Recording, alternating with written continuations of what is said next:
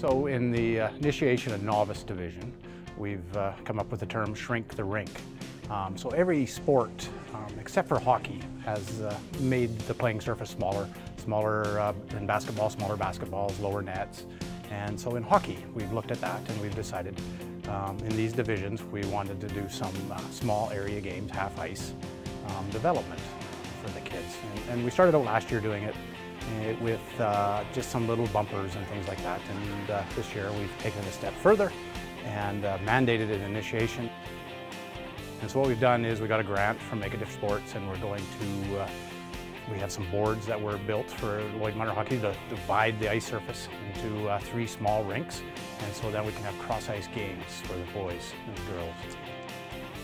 Really excited at the prospect of Shrink the Rink and Lloydminster's effort to really look at ways to meet the needs of young players, young girls and boys that need a smaller ice surface to be able to develop their skills at a younger age. So when young girls and young boys come to the rink, we need to make sure that we're giving them a curriculum that best meets their needs.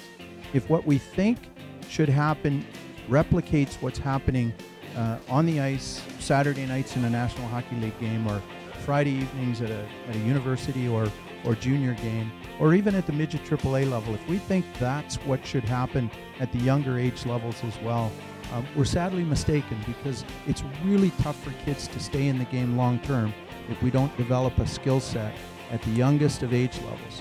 That's the skating skills, the puck control skills, and having fun in the game through not just the competitive side of the game. I believe that kids should be competing for loose pucks every opportunity we can put that in front of them, but it can be in all kinds of game settings, all kinds of fun settings.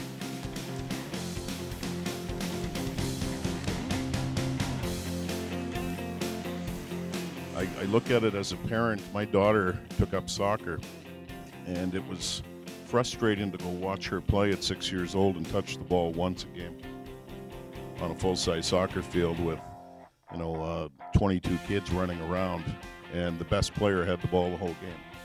That's not development. That's not fun. My daughter quit soccer 2 years later. It wasn't fun for her. A larger ice surface isn't conducive to the game. Essentially, there's no reason why we should force kids to play on the same ice surface as an NHL rink when physically, mentally, emotionally, the kids aren't at that capability yet. So it's bringing it back conducive to, creating a more fun environment, an environment where they are able to touch the puck more, they're able to be more involved in the play. We all probably seen the Snow Angels when kids play on the larger ice, and they lose interest real quickly. So bringing things in closer to them, back to their level, allows them to be more engaged and hopefully enjoy the sport more. And our goal would be for every kid that plays a game to choose it as their sport for life. What we really want to see is programming that's designed for kids at the level that they're playing at. We don't want kids to play the adult version of the game. We'd like to see kids playing a modified game. Now, that doesn't take away from competition, it doesn't take away from scoring goals and making big saves and having a whole lot of fun competing in the game, but at the same time we want to make sure that kids are put into an environment where they maximize their opportunity for success. And long term, that's the plan. The small area games, the small ice surface, has all the elements of the game of the larger ice surface in a small confined space, more appropriate for the age of the kids. It's got all the elements of the game. It's going to be a really great thing for the young kids in development. The last 2 years, my older kids, one in Atom, one in Pee Wee, and now in Bantam, we've incorporated small area games in 15 minutes of our practice, every practice session. And you can see huge development. It's puck touches, puck possessions for the kids, and in their skating. It's been a priority item from our board, and one of our strategic items for this year to bring focus back to initiation hockey, which is for 5 and 6-year-olds in Alberta. So we just felt there was a gap in providing guidance to associations.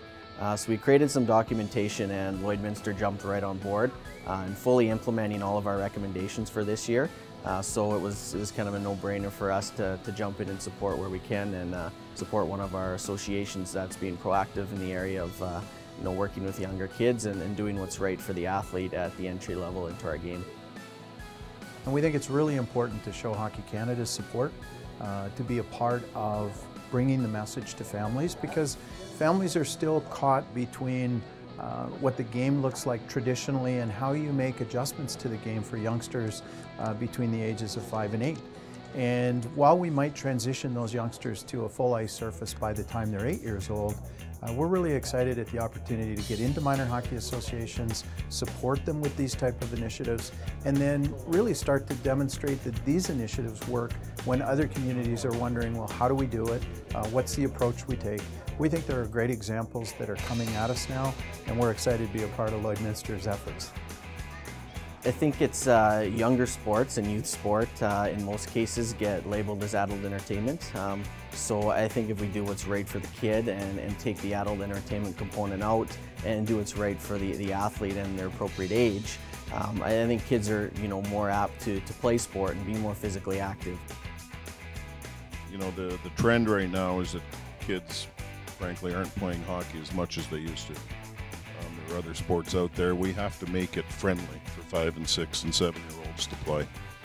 If you look at other sports, you don't see 5-year-olds or 6-year-olds playing tennis on a full-size court. They play on a smaller court.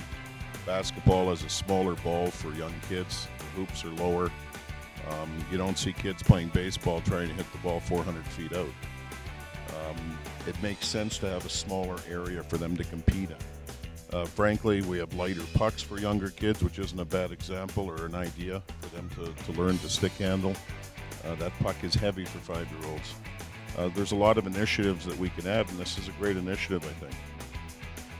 I see huge advantages and benefits to using a small ice surface, and I mean, even today, I would say 30 to 40% of our teaching and our drills is consumed in 1/3 or maybe even as small as 1/4 of the ice surface, and it's very beneficial.